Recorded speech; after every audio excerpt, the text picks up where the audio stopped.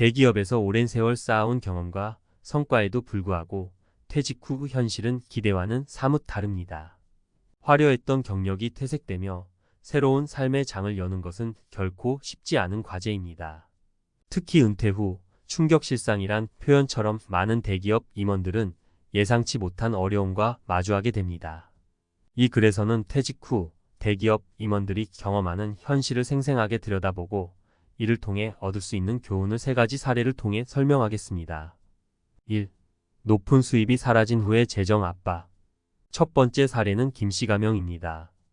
김씨는 국내 굴지의 대기업에서 임원으로 일하며 매월 수천만 원의 수입을 받았습니다. 그러나 퇴직 후 연금과 저축으로만 생활해야 하는 현실이 다가왔습니다. 김씨는 퇴직 전 충분한 준비를 했다고 생각했지만 막상 고정 수입이 사라지고 생활비와 세금, 자녀의 학비 등의 지출이 겹치자 재정 압박이 심각해졌습니다.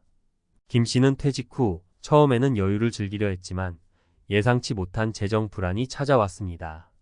김씨의 이야기를 통해 우리는 아무리 고소득 임원이라 하더라도 퇴직 후의 재정 계획이 매우 중요하다는 사실을 알 수 있습니다. 퇴직 전 충분한 자산 관리와 재정 계획이 없었다면 퇴직 후 생활이 불안정할 수밖에 없습니다. 2. 직함 없는 삶에서의 자아 정체성 상실. 두 번째 사례는 박씨 가명의 이야기입니다. 박씨는 대기업에서 30년 동안 일하며 회사 내에서는 존경받는 존재였습니다. 그러나 퇴직 후에는 임원 박씨가 아닌 그냥 박씨로 돌아가야 했습니다. 사회적 지위와 직함은 없고 오랫동안 쌓아왔던 명성은 서서히 잊혀갔습니다. 박씨는 자신이 생각했던 것보다 더 큰 자아 정체성의 혼란을 겪었습니다. 직장에서의 인정과 성취감이 삶의 대부분이었기에 퇴직 후의 삶은 공허하고 무의미하게 느껴졌습니다. 박씨는 친구들과의 관계도 불편해졌고 사람들은 그를 예전처럼 찾지 않았습니다. 그동안 쌓아온 경력과 사회적 지위가 사라진 후 그는 자신의 가치를 재정립하는 데 큰 어려움을 겪었습니다. 이 사례는 퇴직 후에도 자신의 정체성을 유지하고 삶의 목표를 설정하는 것이 얼마나 중요한지를 시사합니다. 대기업 임원들이라 할지라도 직함에 의존하지 않는 자아 발견과 새로운 삶의 방향성이 필요합니다. 3. 사회적 관계의 축소와 고립감. 마지막으로 소개할 사례는 이씨 가명입니다. 이씨는 퇴직 후 갑자기 찾아온 사회적 고립에 큰 충격을 받았습니다. 퇴직 전 그는 항상 바쁘고 회사 사람들과 함께 있었기에 외로움을 느낄 새가 없었습니다. 하지만 퇴직 후에는 하루 종일 혼자 있는 시간이 많아졌고 회사 밖의 인간관계는 생각보다 좁았습니다. 이씨는 퇴직 후 처음 몇 개월은 여유롭게 시간을 보내다가 점차 외로움과 우울감이 찾아오는 것을 느꼈습니다. 함께 일하던 동료들은 여전히 회사에서 바쁘게 일하고 있었고 새로운 모임에 참여하는 것도 어색하게 느껴졌습니다. 이씨는 스스로를 위로하려 했지만 고립된 느낌은 쉽게 사라지지 않았습니다. 이 사례는 퇴직 후에도 활발한 사회적 관계를 유지하기 위해 지속적인 노력이 필요하다는 것을 보여줍니다. 단순히 퇴직 이후의 경제적 준비뿐만 아니라 사회적 활동과 취미를 통한 삶의 활력을 유지하는 것이 중요합니다. 결론, 퇴직 준비는 재정적, 정서적, 사회적 측면 모두 필요. 위의 세 사례를 통해 우리는 대기업 임원들이라 할지라도 퇴직 후 삶의 현실은 낙관적이지만은 않다는 것을 알 수 있습니다. 높은 수입에 익숙해졌던 생활에서 오는 재정적 압박, 직함이 사라진 후의 자아, 정체성 상실, 그리고 사회적 관계의 축소로 인한 고립감은 누구에게나 찾아올 수 있는 문제입니다. 이러한 상황을 예방하기 위해서는 퇴직 전 재정적 준비뿐만 아니라 정서적 및 사회적 준비도 중요합니다. 퇴직 이후 새로운 목표를 설정하고 자신의 가치를 재발견하며 꾸준히 사회적 관계를 유지하는 노력이 필요합니다. 그래야만 진정한 퇴직 후의 행복을 찾을 수 있습니다. 퇴직 후의 삶에 대한 논의가 필요하다는 것은 많은 대기업 임원들이 퇴직 후 예상치 못한 어려움과 충격을 경험하면서 더욱 두드러지고 있습니다. 앞서 이야기한 재정적 압박, 자아 정체성 상실, 사회적 고립에 이어 전문가의 관점에서 어떤 접근과 준비가 필요한지 더 깊이 들여다보겠습니다. 1. 재정 관리, 수입과 지출의 균형을 찾는 법. 재정적 준비는 퇴직 후 삶의 질을 결정짓는 중요한 요소입니다. 퇴직 전 많은 수입에 익숙해져 있던 임원들은 퇴직 후 고정 수입이 줄어드는 현실에 맞닥뜨리게 됩니다.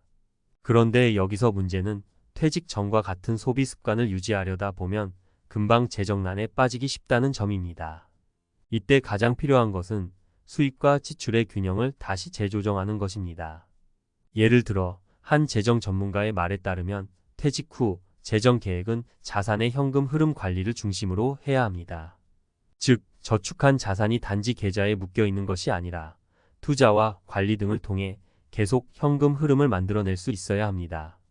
소규모의 부동산, 임대 수익이나 안정적인 배당주에 투자하는 것도 좋은 예가 될 수 있습니다.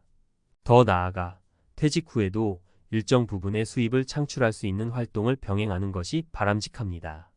최근에는 많은 퇴직자들이 프리랜서나 컨설팅 등으로 제2의 커리어를 시작하며 이를 통해 경제적 안정을 도모할 뿐만 아니라 삶의 활력도 얻고 있습니다. 2. 정체성 재발견. 직함을 넘어 나 자신을 찾기. 직장 내에서의 위치와 직함은 우리의 정체성을 구성하는 중요한 부분이었습니다. 특히 임원직은 그 무게가 크기 때문에 퇴직 후에는 스스로가 공허함을 느끼기 쉽습니다. 이때 필요한 것은 내가 누구인가에 대한 답을 다시 찾는 과정입니다. 정체성의 재발견은 새로운 취미를 시작하거나 그동안 하고 싶었던 일에 도전하는 것에서부터 시작됩니다. 한 심리학자는 퇴직 후 자신감을 유지하려면 사회적 지위에 기반한 자아상이 아니라 내면적 성취에 기반한 자아상을 만들어야 한다고 조언합니다. 이는 단순히 취미생활을 넘어서 자원봉사, 지역사회 참여 등 나눔을 통한 성취감으로 이어질 수 있습니다. 사례를 들면 한 퇴직 임원이 퇴직 후 예술활동에 도전해 지역 미술 커뮤니티에서 활동하며 자아를 새롭게 발견한 경험이 있습니다. 이러한 활동은 다른 사람들과의 소통을 늘리고 새로운 인간관계를 형성하는 데에도 큰 도움이 됩니다. 3. 사회적 관계 유지와 새 인맥 형성의 필요성. 사회적 관계는 인간의 기본적인 심리적 욕구를 충족시켜주는 중요한 요소입니다. 그러나 퇴직 후 동료들과 자연스럽게 떨어지면서 사회적 관계의 축소와 고립감을 경험하는 이들이 많습니다. 이에 대한 해결책은 퇴직 전부터 새로운 인맥을 형성하고 기존의 관계를 유지하려는 노력이 필요하다는 것입니다. 어떤 이는 퇴직 후 커뮤니티 센터에서의 강좌나 동호회 활동을 통해 활발히 사람들과 교류를 시작했습니다. 또 다른 사례로 퇴직 후에도 계속해서 직장 동료와 만나고 교류함으로써 정신적 고립을 피한 경우도 있습니다. 사회적 관계는 외로움을 극복할 뿐만 아니라 때로는 새로운 기회와 아이디어의 창출로도 이어질 수 있습니다. 특히 요즘은 온라인 플랫폼을 활용한 네트워킹도 효과적입니다.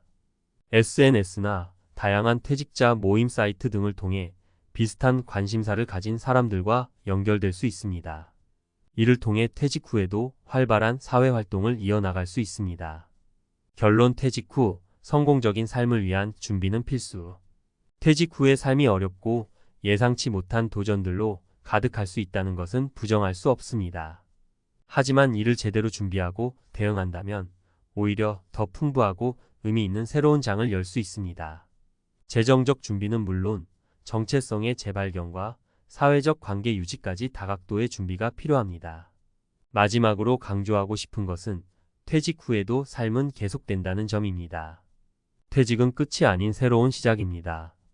퇴직 후 자신이 진정 원하는 것에 집중하고 자신의 삶의 방향을 능동적으로 설정한다면 퇴직 후의 삶은 결코 충격적인 실상으로만 머물지 않을 것입니다. 오히려 풍요롭고 의미 있는 또 다른 인생의 무대로 전환될 수 있습니다.